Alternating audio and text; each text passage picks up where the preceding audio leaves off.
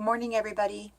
Okay, this was brought up to me this morning, and I'm guessing that not everyone knows about the Facebook search bar and how to utilize it to find posts from your groups or pages that you have liked or anything of that nature.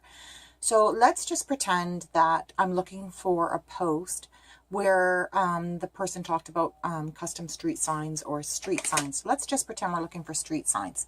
So we're going to go to the main search bar in Facebook. That's your main one, okay? It's not in a group search. It's just in the main search. And I'm going to type in street signs. Sorry, it's my one-handed typing here. So I'm going to type in street signs. It's there. Now I'm going to go down to the left-hand side of my page. So I'm going to go to choose the group because I think it was in my group this morning that we talked about it.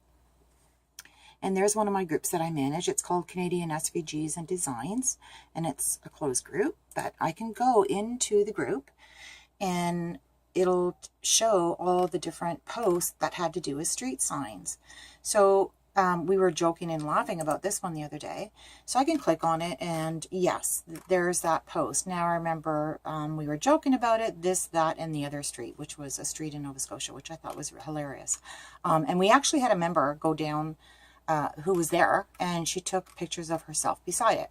Thought it was funny. So that's the sort of thing you can do. If you thought you knew the group that it was mentioned in, and you had typed in the specific group and it's not that group, go to your groups.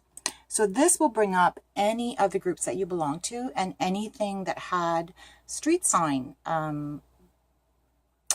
talk about street signs in it. So and it'll highlight it for you as well. So you can quickly just scroll through and say, oh, was that, that post or whatever. You can just keep scrolling. And that's how you use the Facebook search bar.